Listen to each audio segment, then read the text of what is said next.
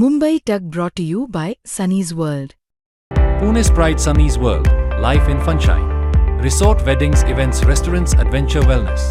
Sunny's World, perfect destination for every occasion. NEET paper फुटी प्रकरणातील आरोपी पुण्यातील ब्युटी पार्लर चालक मनीषा वाघमारेच्या आर्थिक व्यवहारांचा पर्दाफाश झाला आहे. सीबीआयच्या तपासात तिच्याशी संबंधित तब्बल 21 बँक खाती समोर आली असून पेपर विकून मिळालेल्या कोट्यवधी रुपयांच्या व्यवहारासाठी याच खात्यांचा वापर केला जात होता अशी धक्कादायक माहिती आता उघड झाली आहे. 21 खात्यांचा काळा हिशोब कसा चालायचा, सर्व कनेक्शन काय, पुढील काही मिनिटात आपण पाहूयात. नमस्कार, मी स्वानंद बिक्कड, मुंबई तकमध्ये तुमचं स्वागत. सीबीआयच्या आर्थिक गुन्हे शाखेनं दिलेल्या माहितीनुसार मनीषा वाघमारे आणि तिचा साथीदार धनंजय लोखंडे यांनी हे जाळं विणलं होतं. त्यात धनंजय लोखंडे व मनीषा वाघमारे हे नातेवाईकांच्या नावानं खाती तयार करायचे. मनीषानं स्वतःच्या नावासह पती, भाऊ, मेहुणी आणि जवळच्या नातेवाईकांच्या नावानं पुणे, पिंपरी चिंचवड, नाशिक आणि लातूरमधील वेगवेगळ्या बँकांमध्ये तब्बल 21 खाती उघडली होती. या सर्व व्यवहारासाठी एक लेअरिंग तंत्र वापरलं जायचं. पालकांकडून घेतलेली कॅश पहिल्यांदा हवाला एजंट मार्फत या खात्यांमध्ये जमा व्हायची. एकाच खात्यात मोठी रक्कम न ठेवता ती 1-2 लाखांच्या तुकड्यांमध्ये तब्बल 21 खात्यांमध्ये विभागली जायची. याला लेअरिंग म्हणतात. जेणेकरून बँकेच्या किंवा IT विभागाच्या नजरेत आपण येऊ नये अशी त्यांनी शक्कल लढवली होती.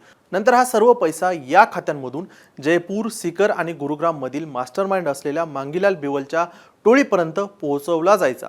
काही व्यवहार क्रिप्टोकरन्सी किंवा बिटकॉइनच्या माध्यमातूनही झाले आहेत. सीबीआयच्या तपासात आता काय सापडलं आहे? एकूण 21 खाती सापडली असून त्यामध्ये 12 खाती ही पुण्यात आहेत, 4 लातूर आणि 3 नाशिक आणि 2 इतर शहरामध्ये असल्याची माहिती आहे. या सर्व खात्यांमध्ये गेल्या 6 महिन्यातील उलाढाल अंदाजे 4,70,00,000 रुपयांची आहे. नीट परीक्षा झाली त्या दिवशी 3 मेला आठवड्यात 1,80,80,00,000चं ट्रान्झॅक्शन झालं आहे. 21 खात्यांचे passbook, chequebook, debit card, 3 laptop आणि 5 मोबाईल अद्यापपर्यंत जप्त केले आहेत.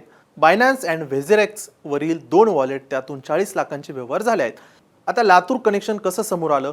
लातूरचे निवृत्त प्राध्यापक PV कुलकर्णी यांना ताब्यात घेतल्यानंतर त्यांच्या चौकशीतून मनीषाच्या बँक खात्यांची माहिती मिळाली. कुलकर्णी यांच्या सांगण्यावरून काही पालकांनी मनीषाच्या नातेवाईकांच्या लातूरमधील खात्यात थेट पैसे भरले होते. तसेच उमरगा येथील ITI मधील कर्मचारी इरन्ना कोनगलवार हाही या खात्यांमधून पैसे काढून हवाला एजंटपर्यंत पोहोचवायचा अशी सीबीआयला माहिती मिळाली आहे. आता पुढे काय आहे? ईडीची एंट्री झाली असून 21 खात्यांमधून तब्बल 4 कोटीपेक्षा अधिकचा व्यवहार झाल्यामुळे ईडीनं देखील मनी लॉन्ड्रिंग कायद्याअंतर्गत समांतर तपास सुरू केला आहे. ज्या नातेवाईकांच्या नावानं खाती उघडली आहेत त्यांचीही चौकशी होणार आहे. बायनान्सकडून वॉलेटचा KYC डेटा मागवण्यात आला आहे. पैसे दुबई किंवा इतर देशात वळवले की याचा तपास देखील सुरू आहे. सीबीआयच्या अधिकाऱ्यानं नाव न सांगण्याच्या छापण्याच्या अटीवर सांगितलंय की ही फक्त टिप ऑफ द आईसबर्ग आहे. 21 खाती म्हणजे फक्त मनीषा वाघमारेचं नेटवर्क आणि जयपूरच्या मुख्य सूत्रधारांची खाती तपासली तर हा आकडा 100 कोटीच्या घरात जाईल. आता पुढे तपासात काय होतं याचे वेळोवेळी अपडेटसाठी तुम्ही पाहत राहा मुंबई तक.